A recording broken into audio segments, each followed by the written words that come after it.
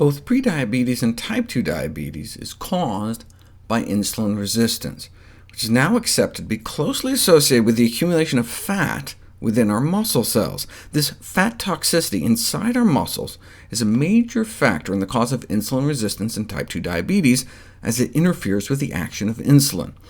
I've explored how fat makes our muscles insulin resistant, how that fat can come from the fat we eat or the fat we wear, and how all fats are not the same. It's the type of fat found predominantly in animal fats relative to plant fats that appears to be especially deleterious with respect to fat-induced insulin insensitivity.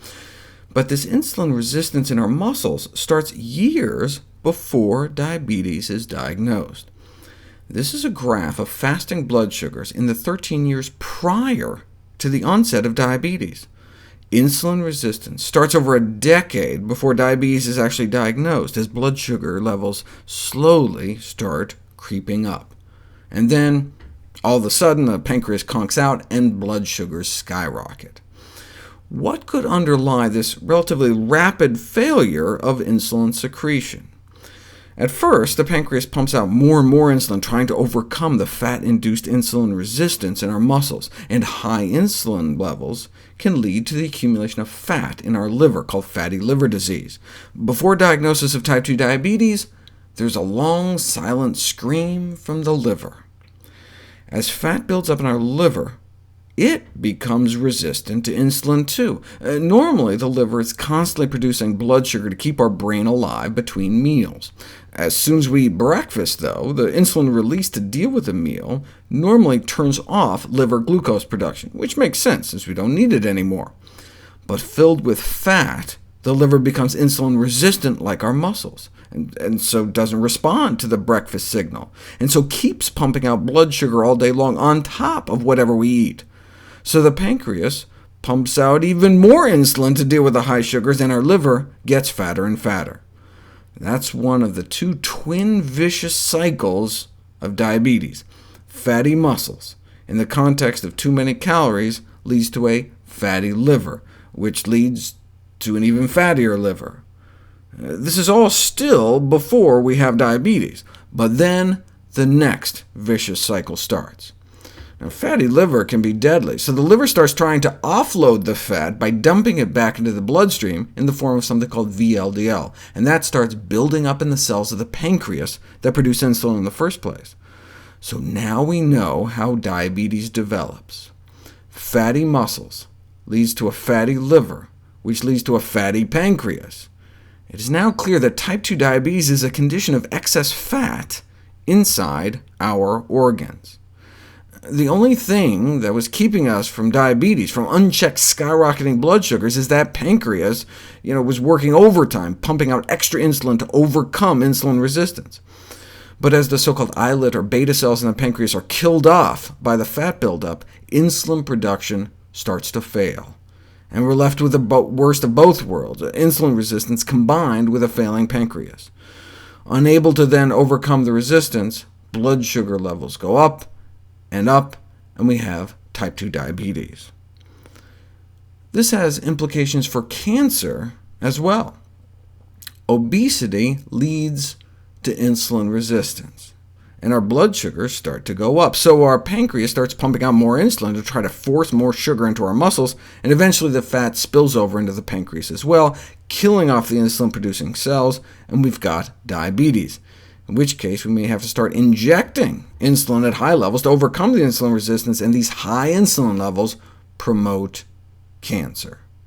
That's one of the reasons we think obese women get more breast cancer. It all traces back to fat getting into our muscle cells, starting insulin resistance, fat from our stomach, or fat going into our stomach.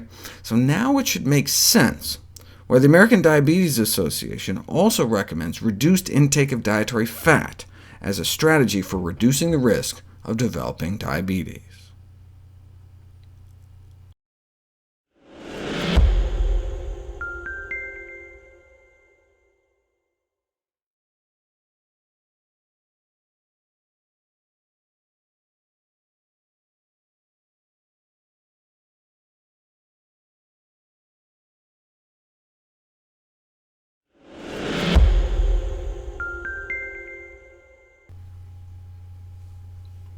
After about age 20, we may have all of the insulin-producing beta cells we're ever going to have in our pancreas, and so if we lose them, we may lose them for good. Autopsy studies show that by the time type 2 diabetes is diagnosed, we may have already killed off half of our beta cells. You can do it right in a Petri dish. Expose human beta cells to fat, they suck it up, and then start dying off.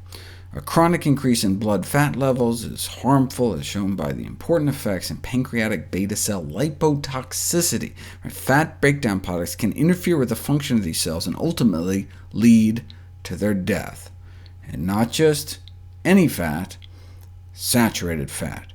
The predominant fat in olives, nuts, and avocados gives you a tiny bump in death protein 5, but saturated fat really ramps up this contributor to beta cell death. Saturated fats are harmful to beta cells, harmful to the insulin-producing cells in our pancreas, cholesterol too. The uptake of bad cholesterol, LDL, can cause beta cell death as a result of free radical formation. So, diets rich in saturated fats not only cause obesity and insulin resistance, but the increased levels of circulating free fats in the blood, called NEFAs, non-esterified fatty acids, causes beta cell death, and may thus contribute to progressive beta cell loss in type 2 diabetes. And this isn't just based on test tube studies. If you infuse fat into people's bloodstream, you can directly impair pancreatic beta cell function, and the same when we ingest it. Type 2 diabetes is characterized by defects in both insulin secretion and insulin action, and saturated fat appears to impair both. Researchers showed saturated fat ingestion reduces insulin sensitivity within hours. But these were non-diabetics, so their pancreas should have been able to boost insulin secretion to match, but insulin secretion failed to compensate for insulin resistance in subjects who ingested the saturated fat, and this implies the saturated fat impaired beta cell function as well, again just within hours after going into our mouth. So, increased consumption of saturated fats has a powerful short and long-term effect on insulin action, contributing to the dysfunction and death of pancreatic beta cells in diabetes. And saturated fat isn't just toxic to the pancreas. The fats found predominantly in meat and dairy, chicken and cheese are the two main sources in the American diet, are almost universally toxic, whereas the fats found in olives, nuts, and avocados are not. Saturated fat has been found to be particularly toxic to liver cells in the formation of fatty liver disease. You expose human liver cells to plant fat, and nothing happens. Expose liver cells to animal fat, and a third of them die. This may explain why higher intakes of saturated fat and cholesterol are associated with non-alcoholic fatty liver disease. By cutting down on saturated fat consumption, we may be able to help interrupt this process. Decreasing saturated fat intake may help bring down the need for all that excess insulin. So either being fat or eating saturated fat can both cause that excess insulin in the blood. The effect of reducing dietary saturated fat intake on insulin levels is substantial, regardless of how much belly fat we have. And it's not just that by eating fat we may be more likely to store it as fat. Saturated fats, independently of any role they have of making us fat, may contribute to the development of insulin resistance and all its clinical consequences. After controlling for weight and alcohol and smoking and exercise and family history, diabetes incidence was significantly associated with the proportion of saturated fat in our blood. So what causes diabetes? The consumption of too many calories rich in saturated fats. Now, just like everyone who smokes doesn't develop lung cancer, everyone that eats a lot of saturated fat doesn't develop diabetes. There's a genetic component. But just like smoking can be said to cause lung cancer, high-calorie diets rich in saturated fats is currently considered the cause of type 2 diabetes.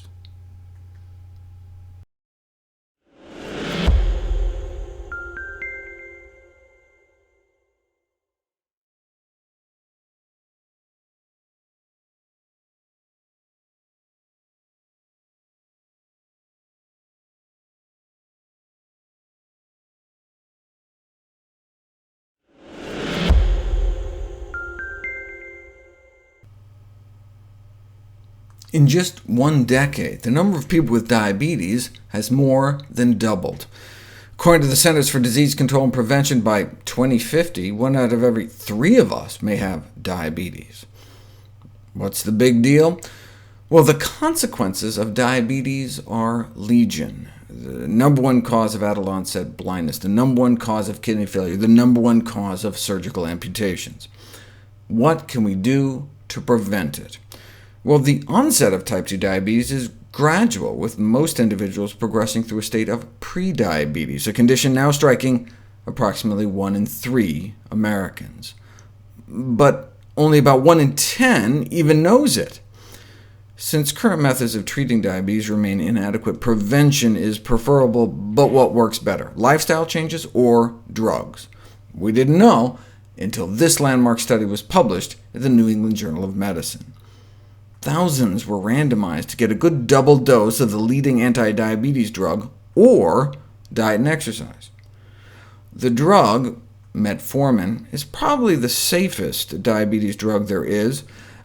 Does cause diarrhea, and about half of those who take it, makes 1 in 4 nauseous. About 1 in 10 suffer from asthenia, from the Greek meaning lack of strength, causing physical weakness and fatigue. But the risk of being killed by the drug is only about 1 in 66,000 every year. And the drug worked.